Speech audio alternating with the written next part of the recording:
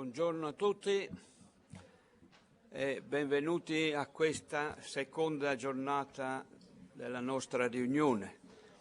Apriamo i lavori con un clima prenatalizio e quindi una sorpresa che il Trentino ha riservato agli illustri ospiti. Rientra nell'organizzazione, abbiamo un filo un po' diretto. Spero che non intralci gli obiettivi della nostra giornata. Oggi abbiamo una tornata di conoscenza della realtà della proprietà collettiva nella Spagna, con la presenza della professoressa Immacolata Vivas Teson di Siviglia e del professor Jaspiazu del Paese Basco. Due realtà che per noi interessano molto per la conoscenza e le utilità di confronto che ci possono fornire anche nel nostro Paese. Abbiamo alcune situazioni nel nostro Paese che risentono anche molto dell'esperienza spagnola, quindi questo approfondimento per noi è particolarmente prezioso. Presiede la giornata la prima parte della mattinata, cioè la mattinata di questa prima sessione, il professor Vincenzo Ferrari dell'Università degli Studi di Milano, nostro fedele partecipante alle riunioni, ma attento studioso della proprietà collettiva. Dobbiamo recuperare i tempi di ieri, dando la parola anche al Presidente Spadi e al Presidente Tonini per due realtà del nostro Paese. Ma partiamo rispettando il programma come prima è annunciato. Ieri non è stato annunciato, oggi possiamo dirlo, alle 10:30 arriverà il Rettore perché ci sarà un momento di consegna al Rettore, ex Rettore Zuelli, di un omaggio, in quanto il professor Zuelli è stato nominato professore emerito della facoltà di giurisprudenza, consegnato il diploma l'altro ieri, ma noi dobbiamo attestargli la nostra gratitudine perché è il rettore che ha consentito la fondazione del centro presso l'Università di Trento. Quindi la parola, ma anche il potere della gestione della mattinata al professor Vincenzo Ferrari. Grazie. Buongiorno a tutti, grazie al professor Nervi, infaticabile organizzatore di queste giornate e che ha il merito storico di avere dato voce a chi fino a poco tempo fa voce non aveva. Io ricordo spesso che quando il commissario agli usi civici della Sardegna, dove allora insegnavo, venne a propormi di partecipare a una ricerca empirica sugli usi civici, a malapena io stesso mi ricordavo dell'esistenza degli usi civici, parlo di 30 anni fa.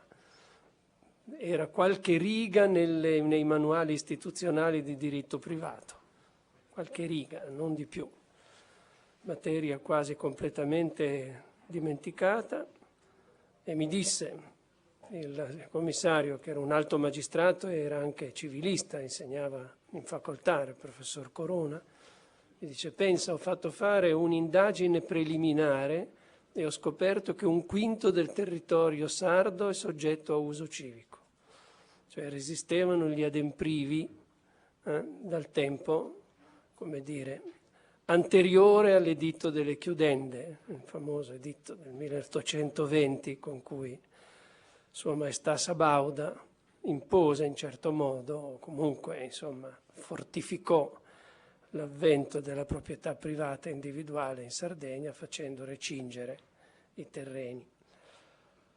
E da allora io mi sono reso conto che il tema è di una straordinaria attualità.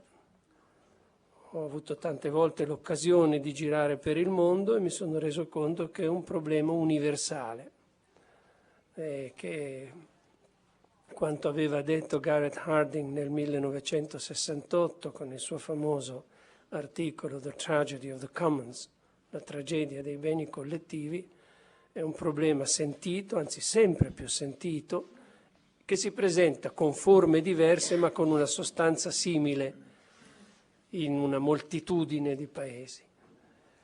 E da qui anche la opportunità che ho segnalato io stesso e che Pietro Nervi condivide, insomma, di sentire altre voci oltre a quelle italiane, per vedere cosa vi sia di comune, per vedere anche se possiamo programmare degli studi comparati in questa disciplina così difficile per le sue particolarità, perché gli istituti che si riconducono alle proprietà collettive, agli usi civici, hanno delle particolarità molto sottili che bisogna conoscere per poterne parlare.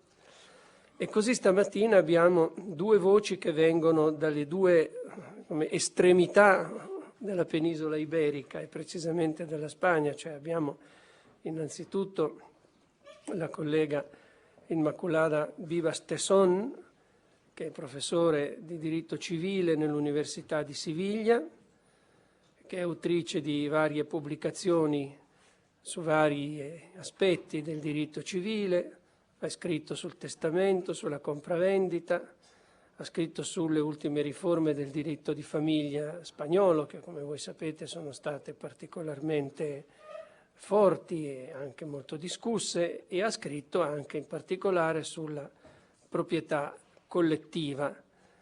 E l'altro relatore, poi lo presenterò più tardi, il professor Aspiazzo, che invece viene dall'altro estremo dal País Vasco, dalla provincia di Guipúzcoa, poi lo presenterò quando sarà il suo turno, e intanto do la parola alla collega Immaculada Vivas Tesson per lo svolgimento della sua relazione.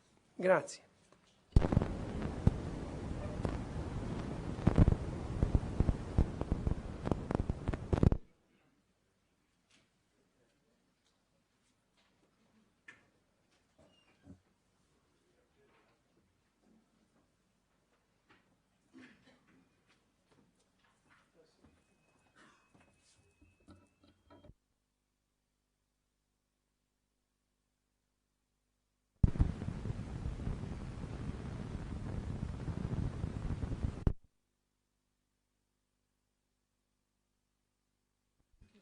Esto funciona bien. Luego vengo yo. Sí, es que no funciona. Sí, funciona. Cambiamos de nombre, sí.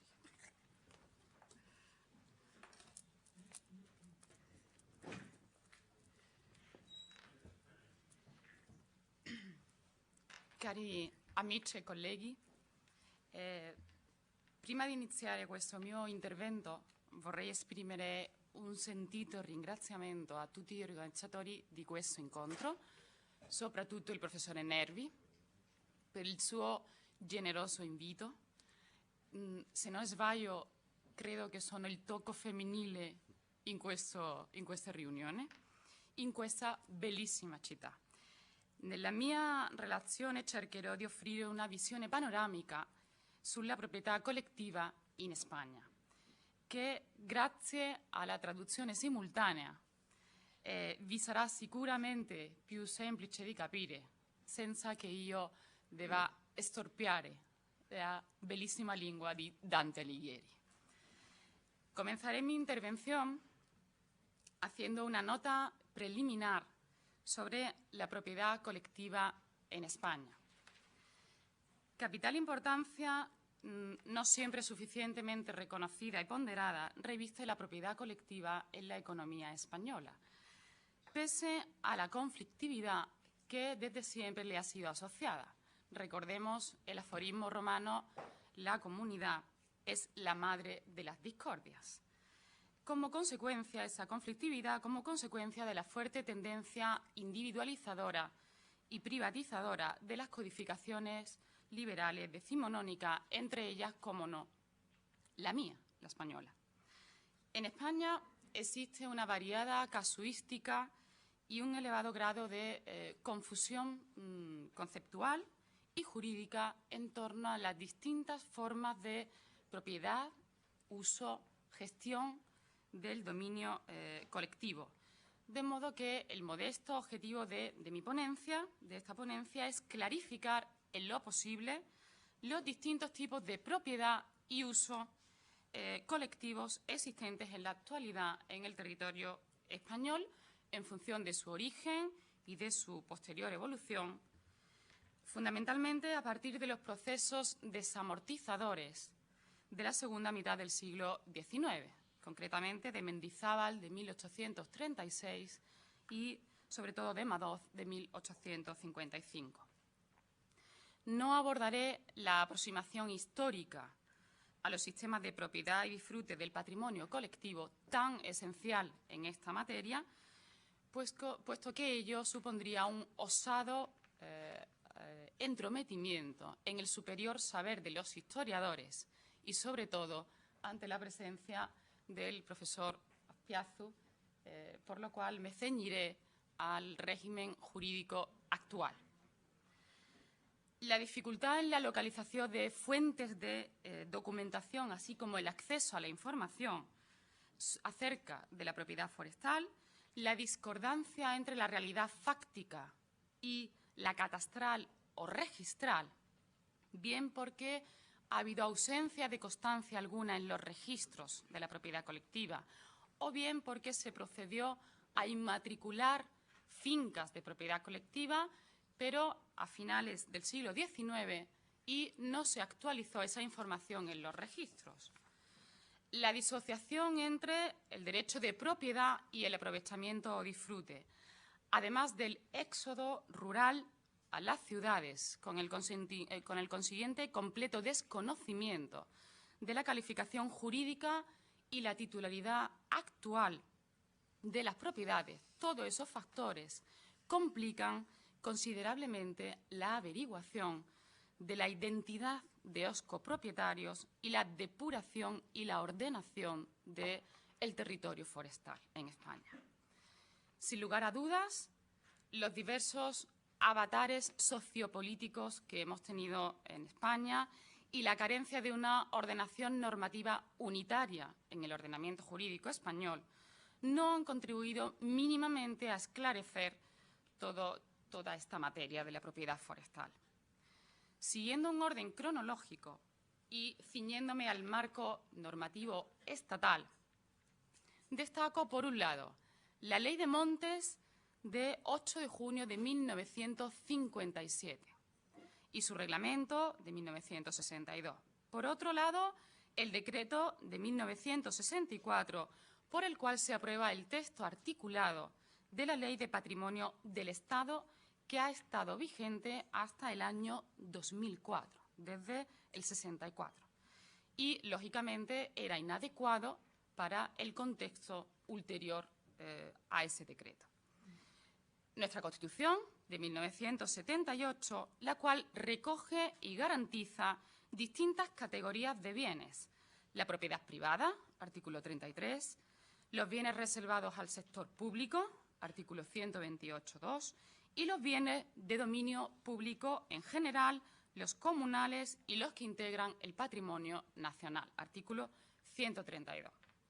Nuestra Constitución, como saben bien, configura nuestro país como un sistema autonómico, por lo cual, en ese reparto de competencias, al Estado le compete legislar sobre, solo con carácter básico, sobre determinados aspectos del régimen jurídico de la propiedad forestal, deslindes, ocupaciones y servidumbre en base a lo dispuesto en el artículo 149.1.8 de la Constitución, ejerciendo las comunidades autónomas, las regiones, ejerciendo aquellas competencias que en materia de montes y aprovechamientos forestales asuman en sus respectivos estatutos de autonomía. Conforme a dicho reparto competencial, cabe destacar, por un lado, la ley estatal.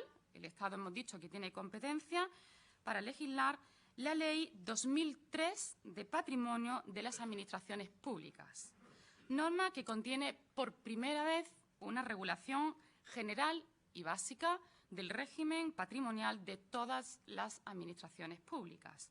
Si bien para conocer cada sector hay que adentrarse en normas sectoriales de aguas, costas, etc. Tenemos esa ley de 2003 estatal, así como legislación autonómica que regulan los bienes públicos. Y además tenemos otra regulación sobre los bienes de entes locales, de los ayuntamientos. Es decir, tenemos una variedad de normativas, leyes estatales, autonómicas y las leyes locales.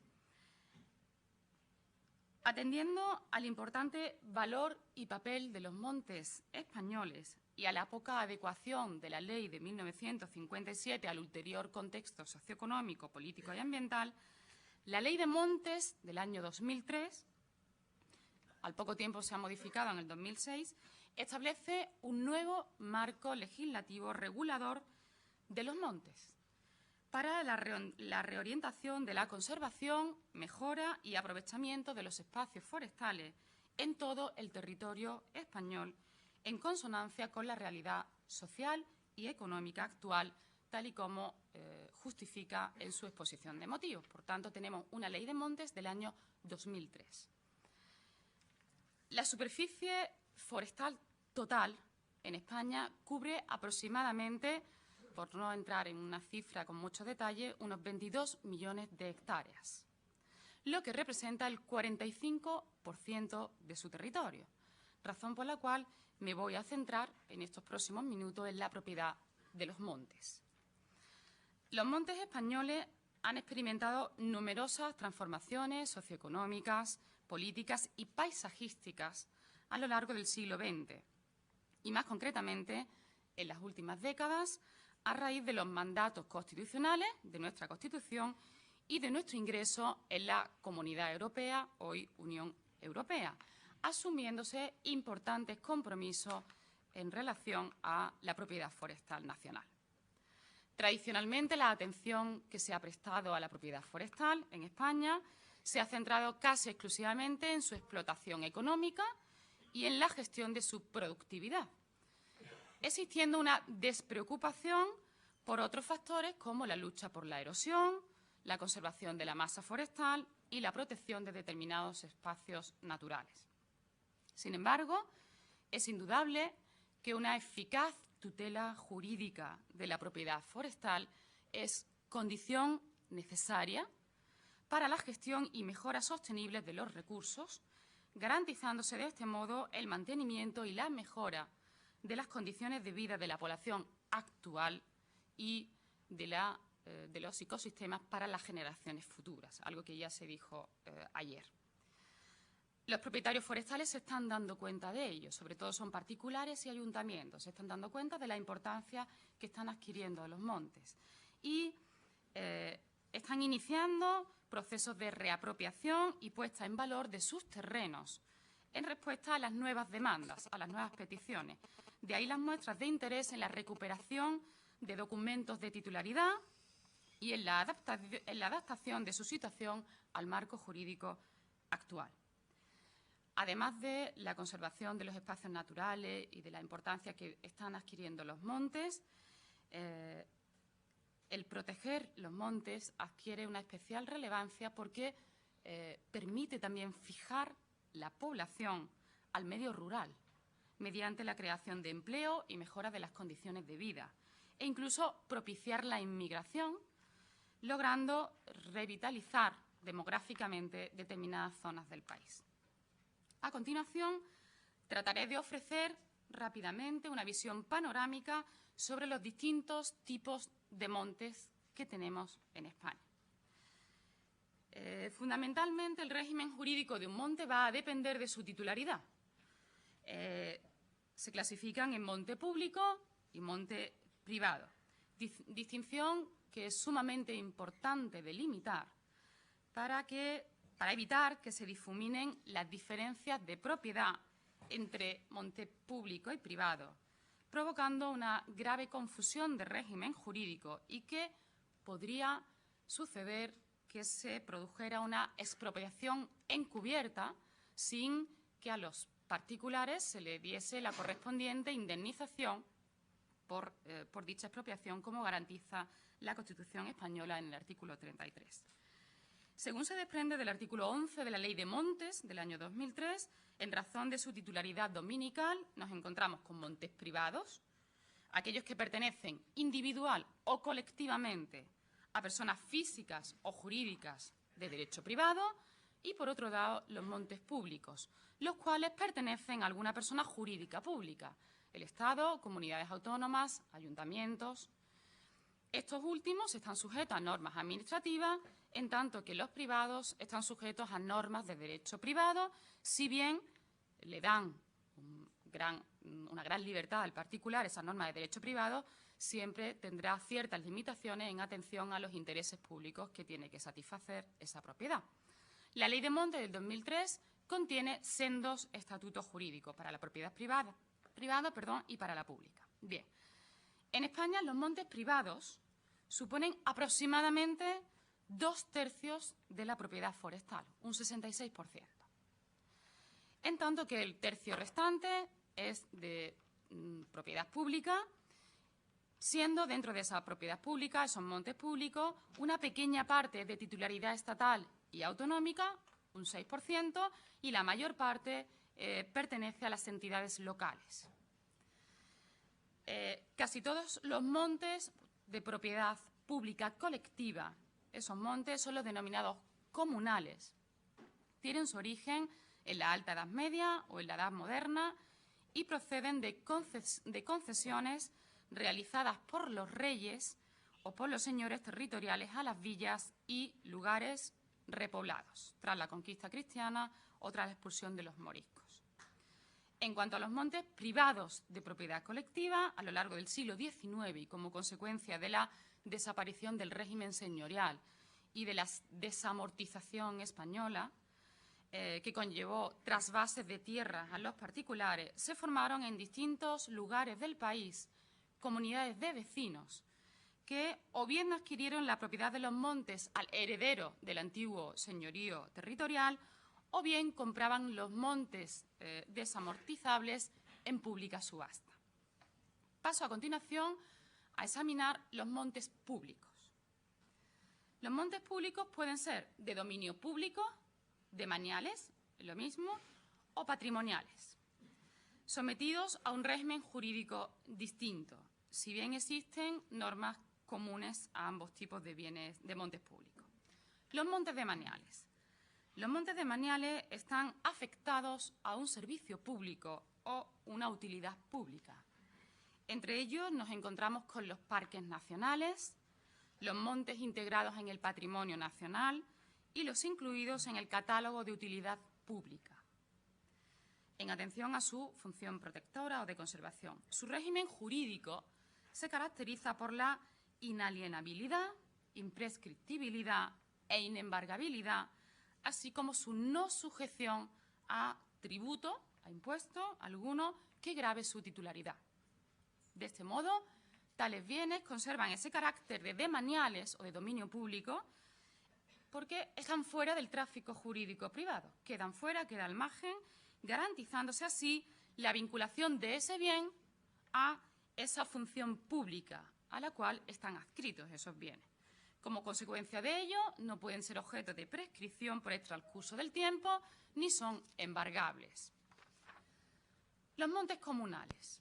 Tenemos los montes demaniales, los montes comunales, estoy dentro de los montes públicos. Los montes comunales son una subespecie de los montes demaniales, conforme a la Ley de Montes del año 2003, es decir, entran dentro de los montes demaniales. Esos montes comunales pertenecen a los entes locales, a los ayuntamientos. Y su aprovechamiento o disfrute gratuito, es decir, no va a haber ningún ingreso en las tesorerías municipales, el disfrute es gratuito, para el común de los vecinos. Por tanto, la titularidad corresponde al ente local, pero el disfrute, aprovechamiento gratuito corresponde al común de los vecinos, a todos los vecinos. Son terrenos comunales destinados a tierra de labor y siembra que los ayuntamientos reparten anualmente y mediante sorteo, pastos comunales que corresponden al disfrute de los vecinos ganaderos, etc.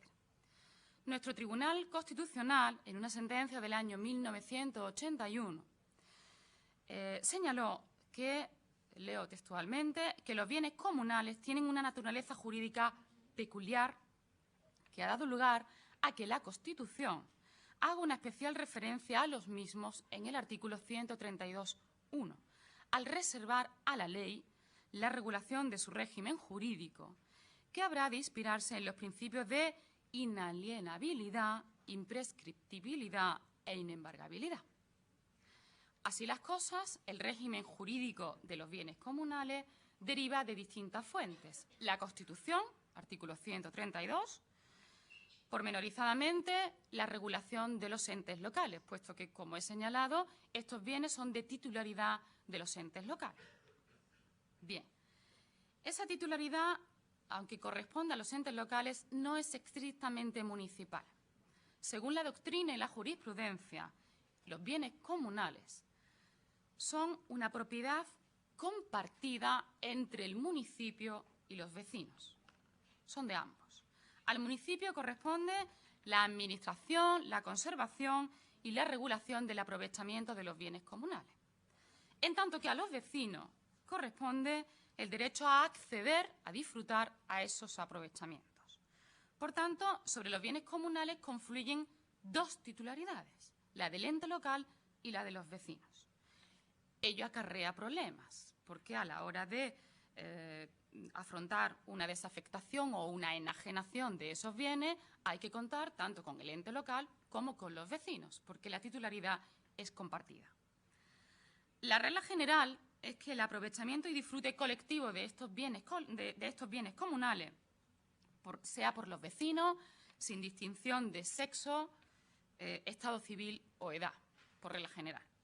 Los extranjeros domiciliados en el término municipal gozan también de este derecho, si bien los ayuntamientos y juntas vecinales pueden exigir a los vecinos algún requisito añadido, como condición previa, algún tipo de vinculación, de permanencia en el lugar, según la costumbre, siempre que esas condiciones singulares y la cuantía máxima de las suertes o lotes estén fijadas en ordenanzas especiales que necesitan esas ordenanzas ser aprobadas por el órgano competente de la comunidad autónoma. Es decir, que si exigen un requisito añadido, debe de aprobarse por ordenanzas y, a su vez, estas ordenanzas deben estar aprobadas por el órgano competente de la comunidad autónoma.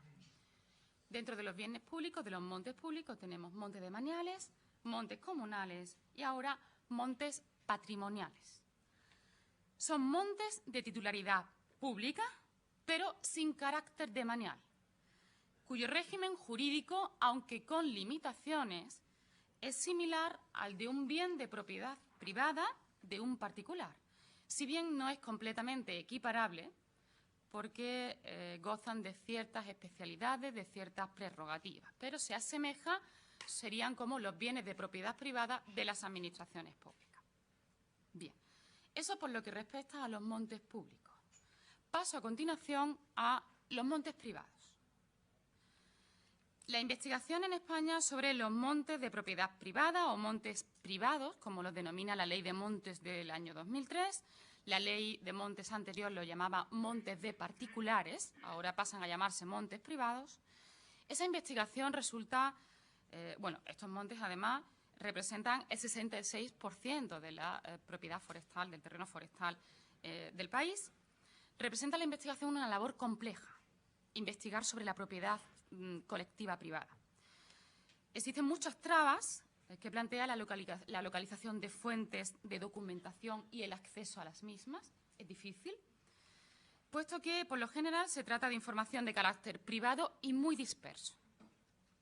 La información pública la podríamos encontrar en el catastro y en el registro, pero también resulta difícil porque el acceso es restringido, exige justificación previa y, además, como he señalado al principio de mi intervención, no siempre se ha reflejado todo en el registro. Se reflejó durante una época, pero después no se ha actualizado esa información en el registro, por lo cual hay una discordancia entre la realidad extrarregistral y la que consta en el registro. Bien, dentro de los montes privados nos encontramos con los montes proindiviso o montes de socios. La Ley de Montes del año 2003, en su disposición adicional 10ª, hace referencia a la peculiar gestión de los montes de socios, puesto que tienen una titularidad privada colectiva y es una de las propiedades de titularidad privada colectiva de las menos conocidas en España hasta la fecha. Tales montes son de uso y propiedad colectiva exclusiva de sociedades vecinales. Esto es, sin participación del municipio. Pertenecen a las sociedades de vecinos. La mayoría de ellos pertenecen a sociedades de propietarios o de vecinos en virtud de título de compra al Estado en pública subasta desamortizadora a fines del siglo XIX y principios del siglo XX. En muchos casos, estas sociedades se formaron por agrupaciones de vecinos que se asociaban para reunir el dinero para adquirir el monte del término que habían estado aprovechando secularmente por costumbre y evitar que pasara a una persona foránea, extraña, porque eran ellos los que habían estado aprovechando esos montes.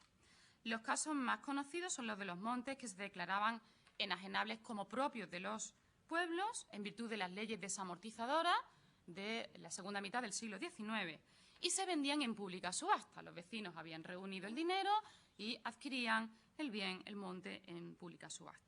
Y pasaba la titularidad del monte a la agrupación de vecinos. Se trata de sociedades con o sin servidumbre vecinal. No siempre es requisito ser vecino.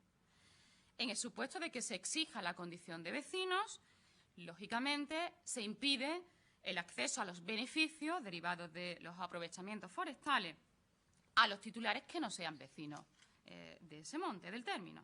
No obstante, son más frecuentes los montes de socios que no requieren el requisito de la vecindad, de ser vecino. Es decir, predominan la propiedad forestal sin servidumbre vecinal y sencillamente pertenece a una sociedad, a los socios o a los herederos de esos socios, pero no necesariamente tienen que ser vecinos del término. Los patrimonios societarios alcanzan gran importancia social y territorial en las regiones rurales del interior de España, donde han tenido una presencia más prolongada las prácticas propias del colectivismo agrario. Si bien la mayor parte son montes de socios, es decir, se forman sociedades, no siempre estas agrupaciones de vecinos han adoptado una forma societaria, por lo cual nos encontramos con agrupaciones de vecinos que no son sociedades, son comunidades de vecinos, por lo cual son comunidades romanas por cuotas que se le aplica el Código Civil, los artículos de la Comunidad Romana y, como digo, no adoptan ninguna forma societaria, sino la comunidad romana que todos conocemos. Bajo esta forma, es decir, sin forma societaria, nos encontramos con algunos condominios romanos en Galicia. Seguramente habrán escuchado hablar de los montes de varas, de vocerío o abertales. Son formas de propiedad colectiva privada, pero que no tienen forma de sociedad, sino que son la pura comunidad romana que conocemos. Montes de socios. Montes protectores, otro tipo de montes privados. Los montes protectores.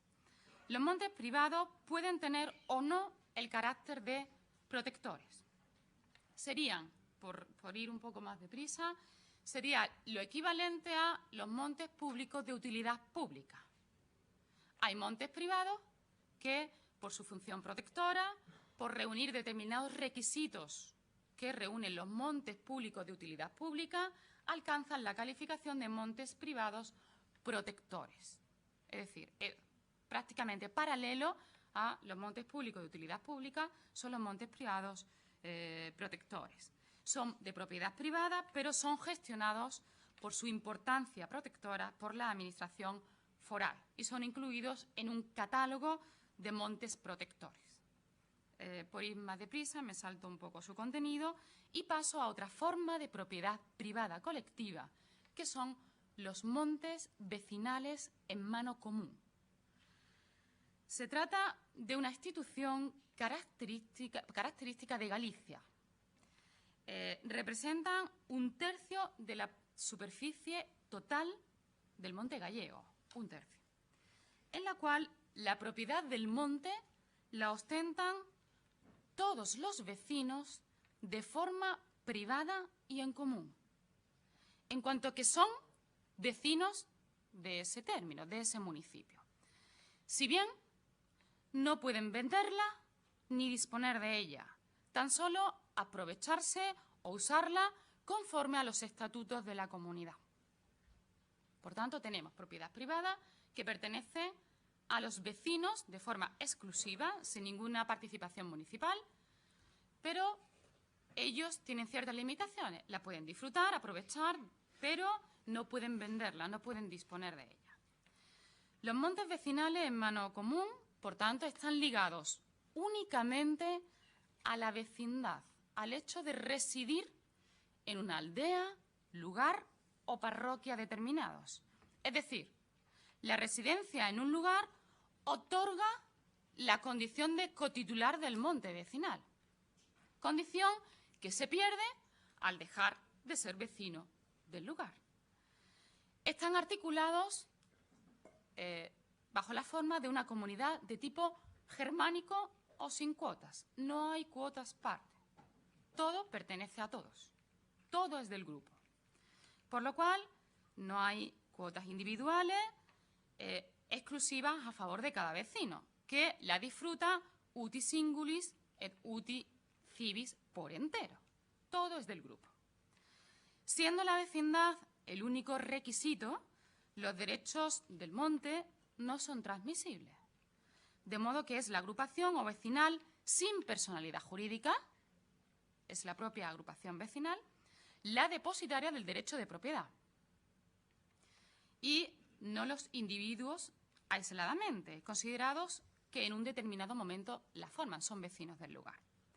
Esta comunidad vecinal, inicialmente desconocida a nivel legislativo y reconocida inicialmente por la jurisprudencia, es regulada por primera vez por la Ley de Montes de 1957, a la que siguió la compilación de Galicia, si es una institución característica de Galicia, lógicamente la compilación gallega del 63, una ley del 68, de 1968, de montes vecinales en mano común, la primera normativa específica de esta figura de propiedad colectiva, y finalmente la ley de 1980 de montes vecinales en mano común, que es la actualmente vigente. Sin perjuicio, siempre tenemos esta situación en España, sin perjuicio de que las comunidades autónomas, dentro de sus competencias, también regulen esta figura, como lo ha hecho Galicia, como no, y Asturias, que cuentan con una ley propia de montes vecinales en mano común.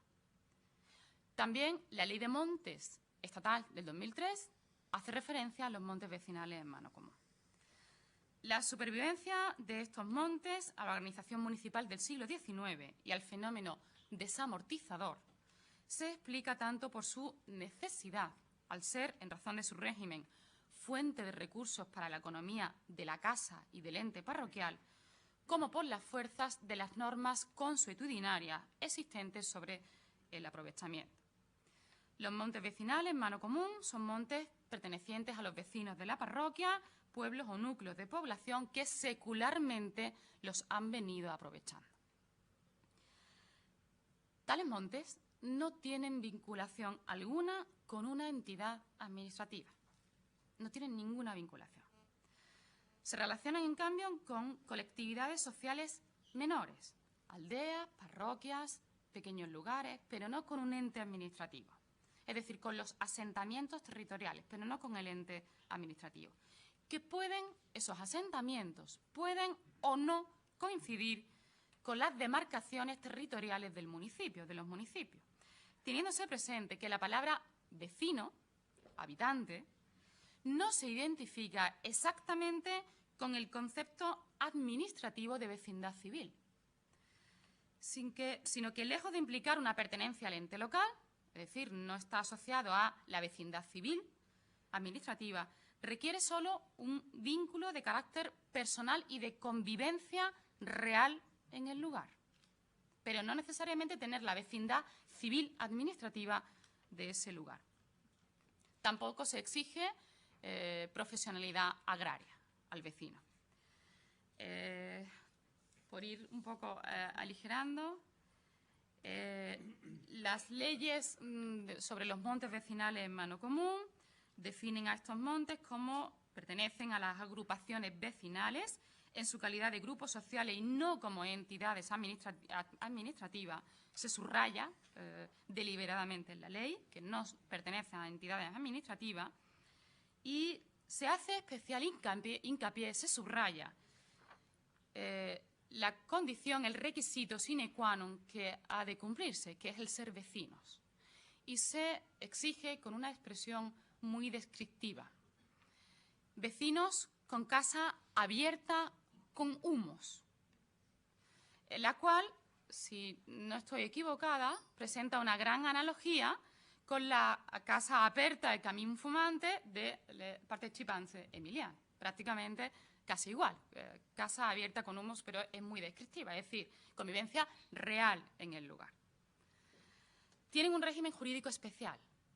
Estos montes vecinales, aunque son de propiedad privada colectiva, tienen un régimen jurídico especial porque son indivisibles, inalienables, imprescriptibles e inembargables. No están sujetos a contribución alguna de la base territorial, impuestos, ni a la cuota empresarial de la seguridad social agraria. Y su titularidad dominical corresponde, sin asignación de cuotas, no hay cuotas, a los vecinos integrantes en cada momento del grupo comunitario de que se trate. Quisiera subrayar la situación en la que se encuentran estos montes porque es realmente peculiar. La Ley Estatal de Montes del año 2003 dice en su artículo 11, dice los montes vecinales en mano común, que hemos dicho que tienen una legislación ya propia. La Ley Estatal de Montes, en general, dice los montes vecinales en mano común tienen naturaleza especial derivada de su propiedad en común, sujeta a las limitaciones de indivisibilidad, inalienabilidad, imprescriptibilidad e inembargabilidad. Punto.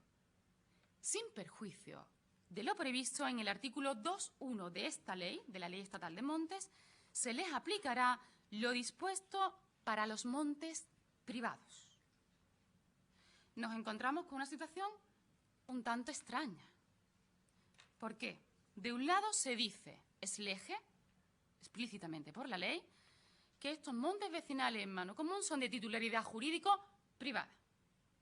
Pero por otra parte se subraya la naturaleza especial y las características que son propias de los montes públicos, inalienabilidad, imprescriptibilidad, para pasar a continuación la ley de montes a decir, en todo lo que haga falta, se le aplicarán las normas de los montes privados, cuando en realidad estos montes se parecen y gozan de las características propias de los montes públicos.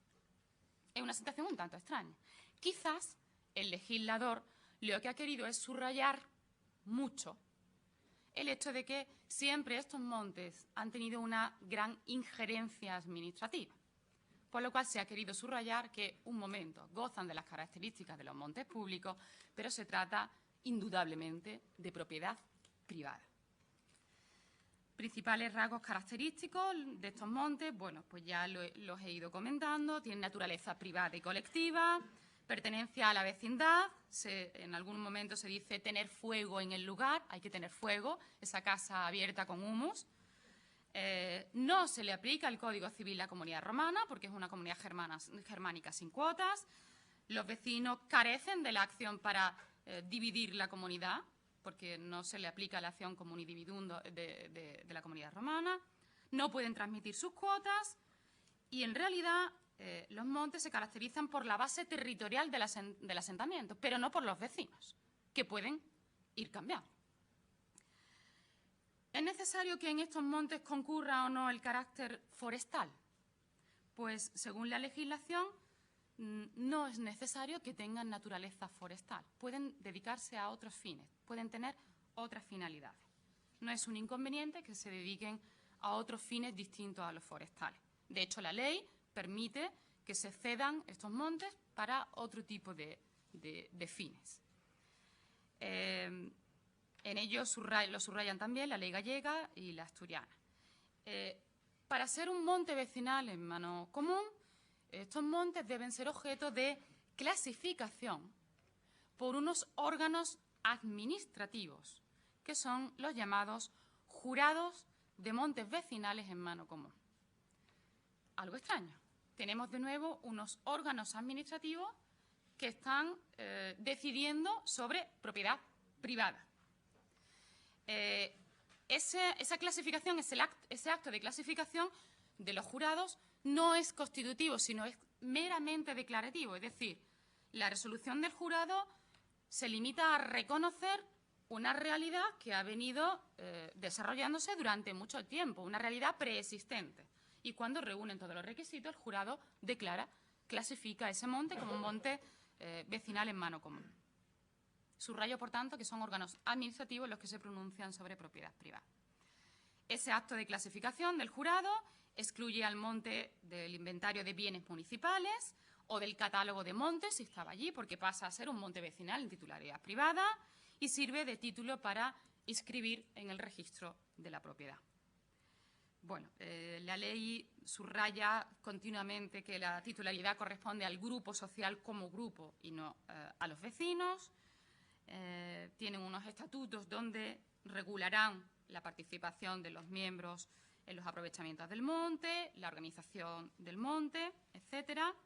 La ley prevé también que la Administración pueda tener una gestión cautelar de los montes.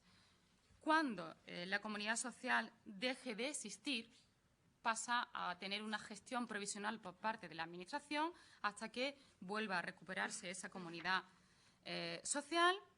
La ley de montes vecinales en mano común reconoce algunas competencias a la Administración en relación a estos montes, por ejemplo, los deslindes, o que haga un plan general de aprovechamiento de estos montes vecinales, que vele por la conservación y la integridad de estos montes, que tenga facultades correctivas y sancionadoras, etcétera. Es decir, la Administración puede intervenir en algunos casos en los montes vecinales en mano común que son de titularidad privada, lo que no deja de ser singular. En la distribución competencial en los órganos jurisdiccionales, con esto ya termino, profesor, entre los civiles y contenciosos administrativos, o sea, la jurisdicción civil, aquí tenemos una mezcla un tanto extraña.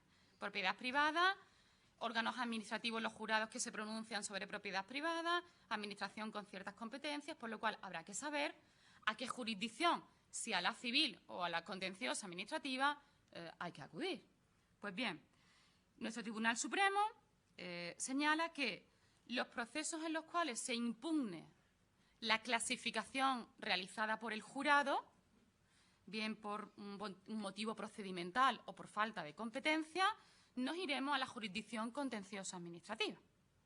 Mientras que, si lo que se impugna es la atribución que ha hecho el jurado a un determinado grupo social de un monte vecinal, es decir, yéndonos a la sustancia o a los requisitos que hay que reunir para ser un monte vecinal, entonces, en ese caso, en esos procesos, nos iremos a la jurisdicción civil.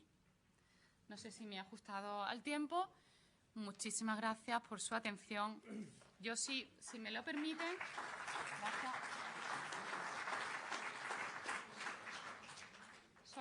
solo por aclarar,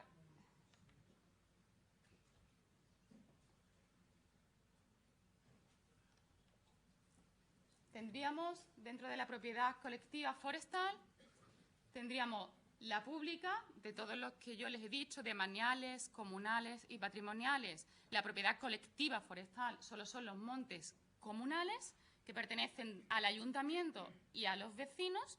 Es una titularidad compartida, lo ven ahí, cotitularidad, administración y vecinos, aprovechamiento al común de los vecinos. Ahí hay un ejemplo en la provincia de Toledo. Y si nos pasamos a la propiedad privada colectiva, tendríamos los montes de socios, aunque algunos no adoptan una forma societaria, sino de comunidad ordinaria o romana, y tendríamos los montes vecinales en mano común, que son de titularidad privada y el aprovechamiento también es privado. Si yo no estoy muy equivocada... Ay, ya me he ido. Un segundo. Si no estoy muy equivocada, podría ser esa la equivalencia. Los montes comunales podrían equivaler al demanio cívico, corríjanme si yo me equivoco, y los montes de socio y montes vecinales en mano común es lo que aquí llaman el dominio colectivo. Habrá algunas diferencias, pero creo que en general podríamos hacer esas equivalencias. Muy bien, muchas gracias. Muchas gracias.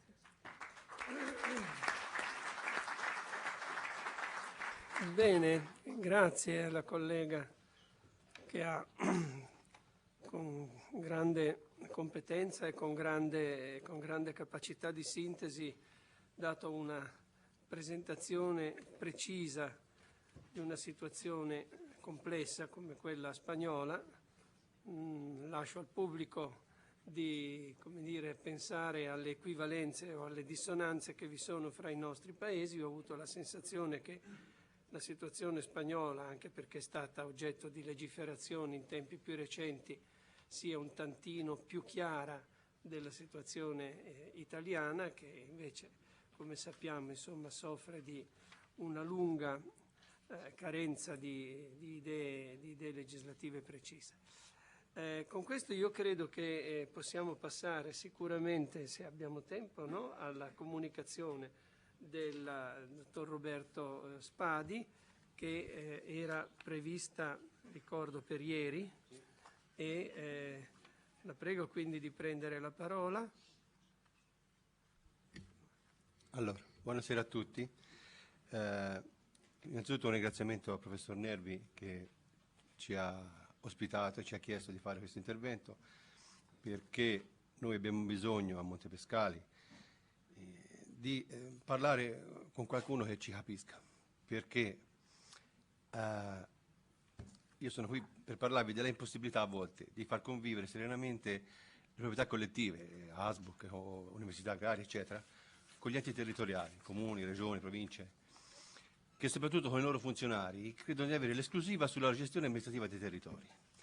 E questo ci espone a continui attacchi cui noi amministrativi, non siamo giuristi, cioè, ci troviamo a volte senza armi, oppure anche impauriti, non dico impauriti, intimoriti, perché, io faccio esempio del mio consiglio, siamo persone del paese, chi è agricoltore, chi è ferroviere, chi è artigiano o commerciante, e che si è preso questo impegno di amministrare questi terreni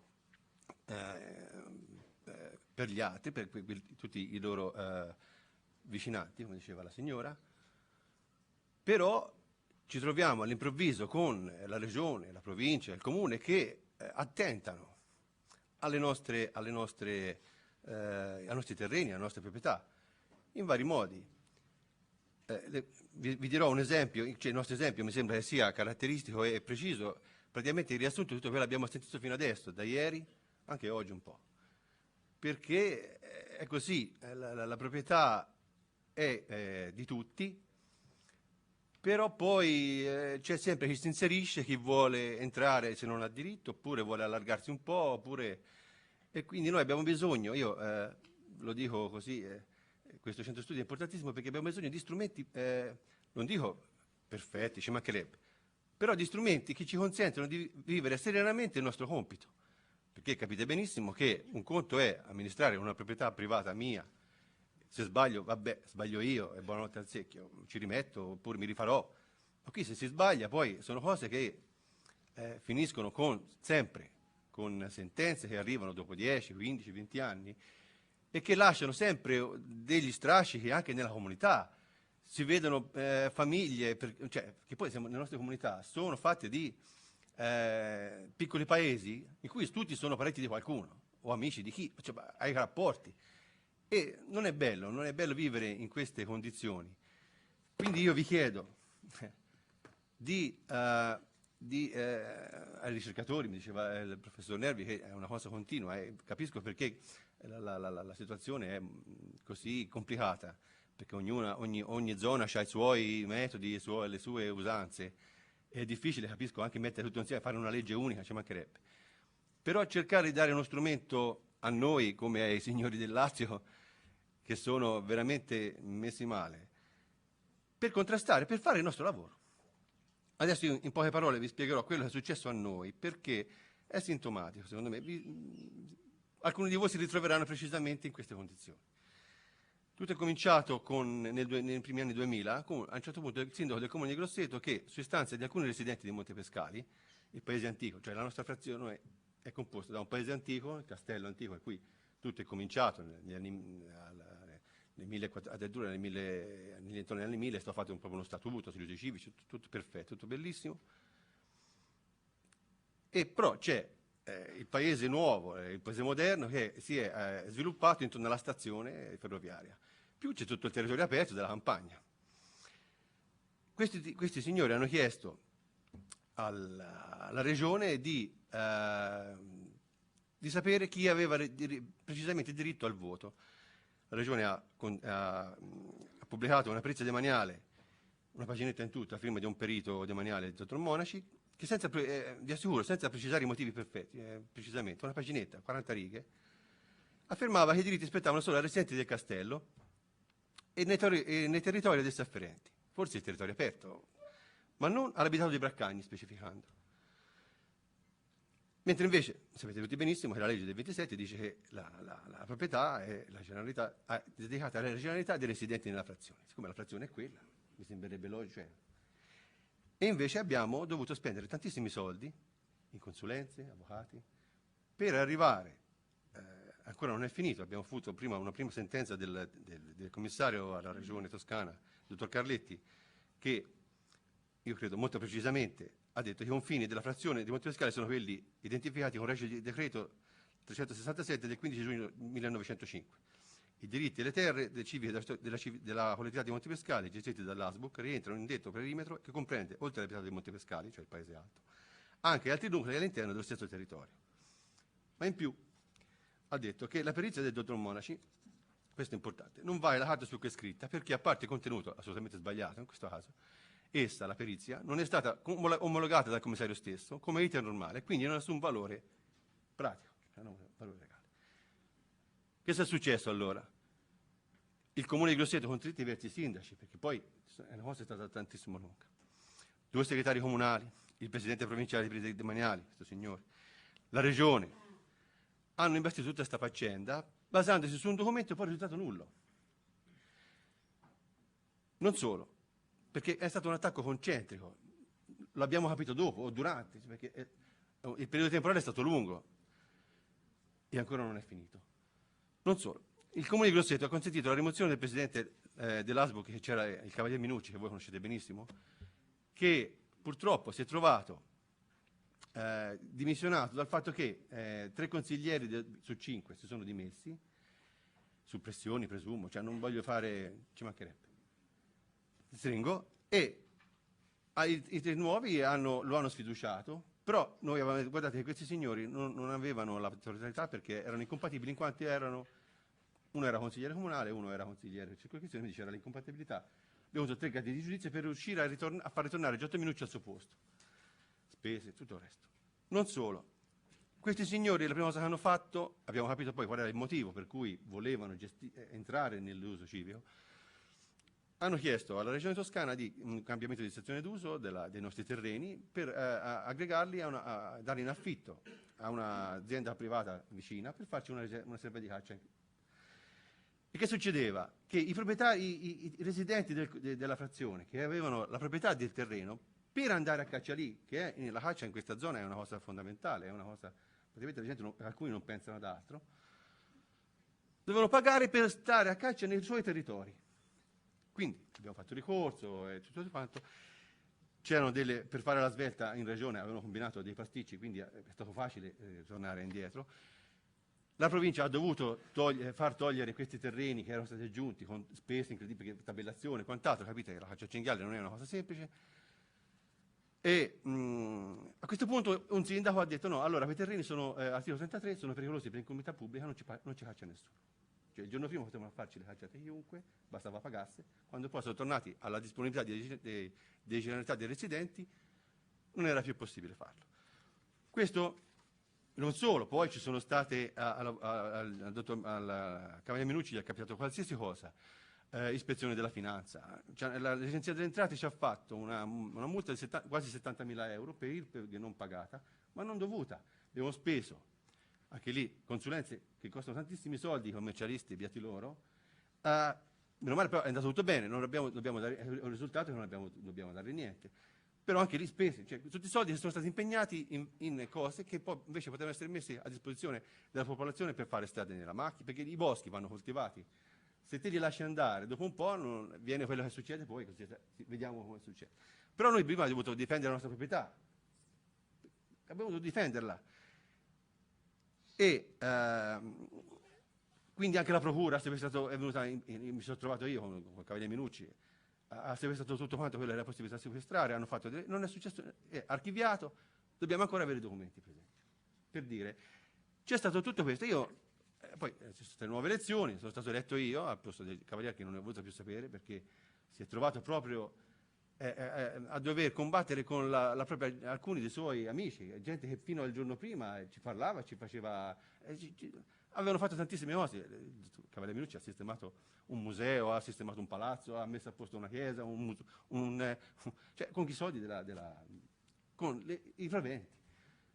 Non c'è stato niente da fare, sono subentrato io e ho cercato di capire perché finché sei al di fuori senti parlare, però ho voluto capire.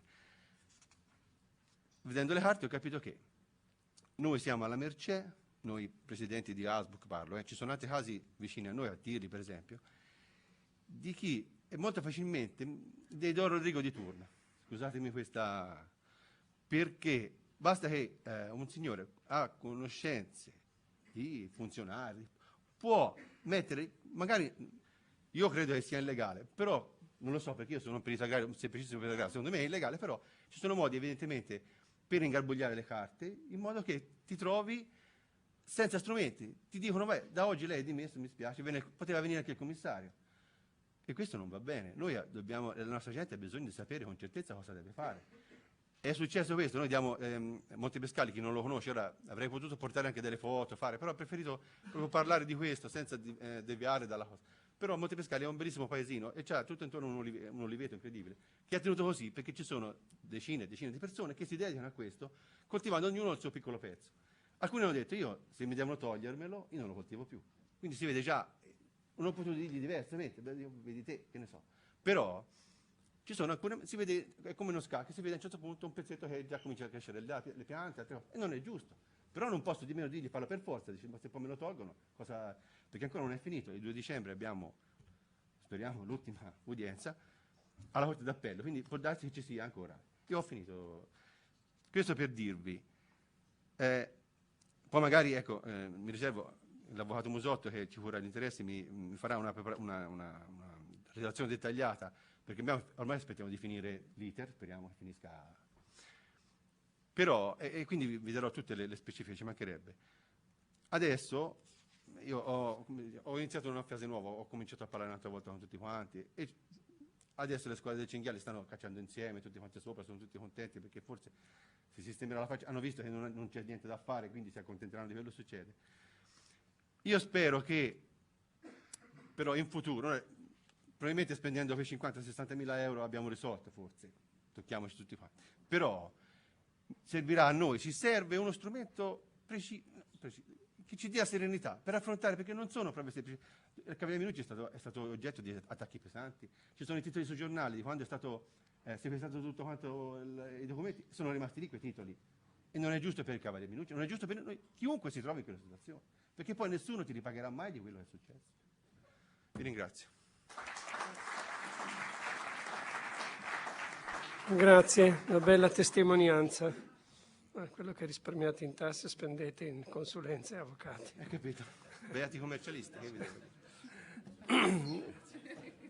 Allora diamo il benvenuto al Rettore. Ciao.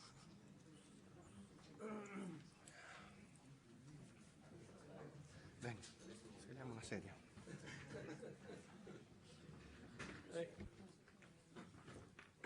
Allora abbiamo il piacere di ricevere qui il Rettore, anzi lui viene a visitarci anche per un evento importante, il professor Davide Bassi, Rettore dell'Università di Trento, e do la parola al professor Nervi per questa parte della nostra mattinata.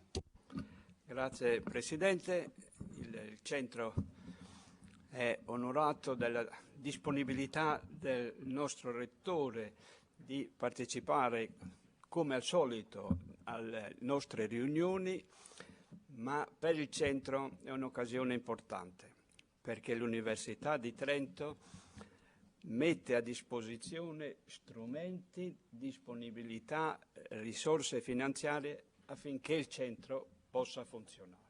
Quindi annualmente noi dobbiamo ringraziare il Rettore dell'Università di Trento se riusciamo a mantenere il lumicino acceso. E quindi a nome vostro, a nome del Consiglio direttivo del Centro, io esprimo al Rettore un vivo ringraziamento che riteniamo che con la nostra attività portiamo l'Università di Trento anche a collegarsi con le altre università su una materia che resta normalmente nascosta nel limbo dell'insegnamento. L'occasione di oggi poi per noi è importante perché il professor Zuelli, il Rettore che ha consentito di istituire presso l'Università di Trento il Centro Studi sulla proprietà collettiva, a dire la verità ha voluto essere convinto che noi potevamo produrre qualcosa di serio nell'ambito della ricerca e ci ha messo nelle condizioni di arrivare oggi alla 16ª riunione scientifica.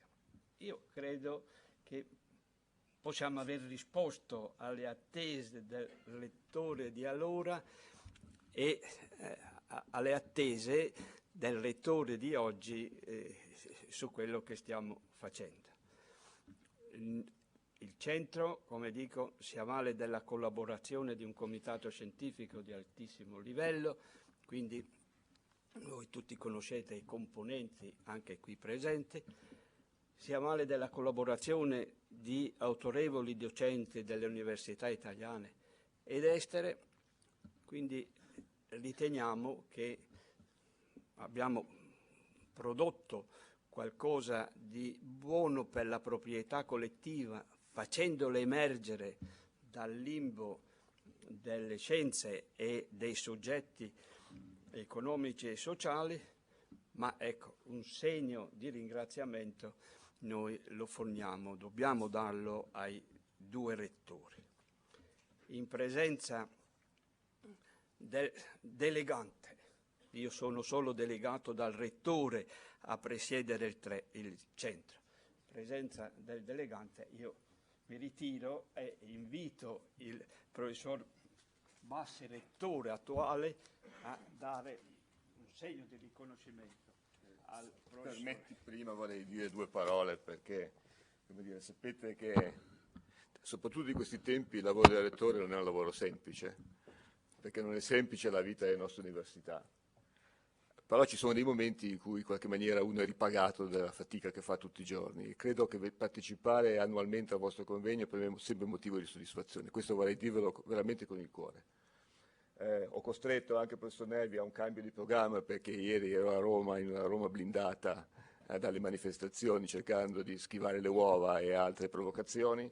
Oggi sono tornato, sia pure diciamo, a metà, interrompendo la vostra seduta, perché diciamo, l'Università di Trento ha sempre creduto e tiene a questa iniziativa. Noi siamo una piccola università che ha fatto dei criteri di qualità e di merito un punto di riferimento che cerchiamo di praticare tutti i giorni. Non inseguiamo gli argomenti scientifici semplicemente perché sono di moda, anche se siamo al fronte della ricerca in molti settori che sono importanti e riconosciuti a livello internazionale. Ci interessano gli argomenti sulla base della loro specifica qualità, e il lavoro che è stato fatto in questi anni dimostra che anche su un argomento considerato di nicchia, marginale, fuori dalle fila normali degli studi eccetera, si può sviluppare qualità, si possono ottenere risultati importanti sia da un punto di vista scientifico sia da un punto di vista delle ricadute pratiche che questi studi possono portare alle nostre comunità. Questo ovviamente è favorito da un contesto territoriale, quello del Trentino, in cui il tema delle proprietà collettive è un tema molto sentito e ancora molto radicato, e quindi forma un humus particolarmente fertile per lo sviluppo di questi studi, ma vedo sempre con molto crescente soddisfazione quanto questa nostra iniziativa abbia saputo andare oltre le dimensioni del nostro territorio e abbia saputo allargarsi non soltanto a livello nazionale, proprio per raccogliere esperienze diverse, criticità diverse, problemi diversi, cercando di trovare soluzioni praticabili. Sappiamo che è un argomento difficile, un argomento in cui non c'è nulla di consolidato, anzi c'è un tentativo continuo di erosione di diritti che sono stati conquistati nel passato e che vengono, come dire, portati via in tentativi fasulli, spesso di falsa modernizzazione. Mantenere il valore della proprietà collettiva e dare valenza scientifica a questo lavoro credo che sia un'investizione importante sia per gli accademici sia per le persone che si provano poi a operare nel concreto tutti i giorni per garantire questi valori. Quindi io vorrei esprimere un ringraziamento a tutti coloro che a Trento e fuori Trento hanno contribuito allo sviluppo di questa iniziativa, al mio delegato che, come ripeto tutte le volte, anni fa, non ricordo quanti anni fa, è andato in pensione, ma continua a lavorare come se fosse, diciamo, nostro dipendente a tempo pieno.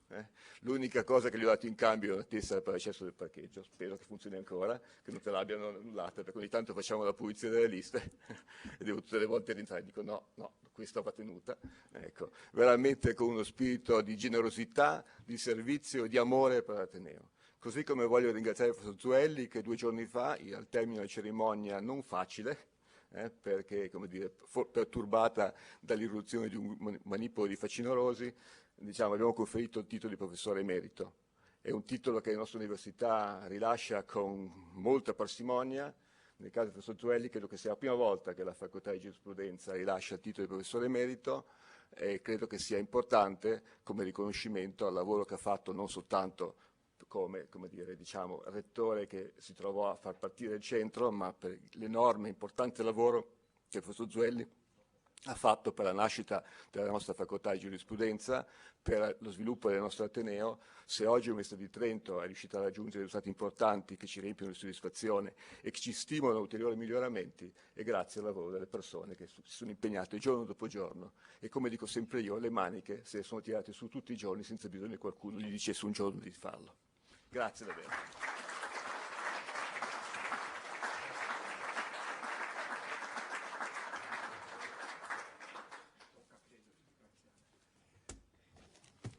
Grazie. Solo proprio pochissime parole perché con tanti ci conosciamo. Ringrazio per questo riconoscimento che non so quanto sia in pieno meritato, ma non è per falsa modestia, ma perché voi tutti sapete chi è il dominus splendido di questa iniziativa, Pietro Nervi. Io ho un riflesso di quello che ha fatto Pietro e tanti amici che qua sono presenti e non sto a nominare.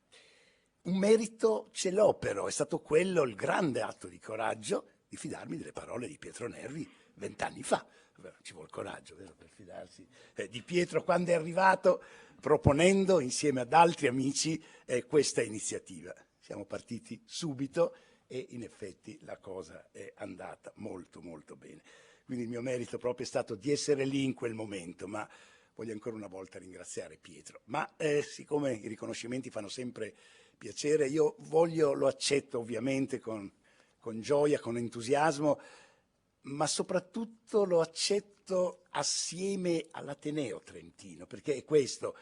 Io ho sempre avuto un forte senso, un forte rispetto dell'istituzione. È il rettore di allora, non Fulvio Zuelli, ma dico il rettore di allora nella logica di un Ateneo che ha sempre cercato di portare avanti con coraggio, forse anche dato il suo carattere di giovane università, no? Che ha l'Università di Trento, che ha la nostra università, di portare avanti le iniziative, soprattutto quelle iniziative che abbiano un carattere, diciamo così, pluridisciplinare, pluriculturale, e a questi siamo sempre stati attenti. Quindi questo riconoscimento che voi fate a me, come facciamo al rettore Bassi, è il riconoscimento all'Ateneo Trentino. In questo senso la cosa mi fa molto piacere. Perché, questo sì lo dico con orgoglio di professore dell'Università di Trento, certe cose a Trento riusciamo a farle. Pietro ha detto, il rettore ha detto, c'è ancora acceso a Trento, il lumicino rimane acceso, il lumicino della speranza. Beh, è vero, insomma, riusciamo a portare avanti queste iniziative, e mi preme sottolineare questo aspetto, perché riusciamo ancora a coinvolgere e a dare abbastanza prospettiva ai nostri giovani. È un momento difficile per i giovani di tutti i settori, di tutte le professioni e in particolare per l'università. Qui riusciamo ancora a coinvolgerli bene, a dare vita a questi incontri di ricchezza, no? Culturale, pluridisciplinare, pluriculturale e transnazionale, come tentiamo di fare. È un aspetto molto bello, è un aspetto che l'Università di Trento, qui non è questione di nomi, ci tengo a dire perché, ripeto, mi piace il riconoscimento all'istituzione, dico è un aspetto che l'Università di Trento cerca di portare avanti con molto coraggio. Abbiamo anche, lo so, molti lo pensano ed è vero, abbiamo anche una situazione economica decorosa rispetto ad altre situazioni. Il diritto allo studio qui è pienamente garantito anche il giorno dopo che la ministra aveva fatto dei tagli del 90%, date le competenze della provincia autonoma. Non sono cose piccole. E questo è anche il merito di una realtà in cui noi viviamo, con la quale anche ci identifichiamo, pur nel rispetto chiaro ed evidente delle diverse e rispettive autonomie. Mi fermo, ma ci tenevo a dire grazie di questo riconoscimento che davvero mi commuove, ma grazie anche perché lo sento un riconoscimento alla mia, alla nostra, alla vostra università. Grazie Pietro Annè, grazie.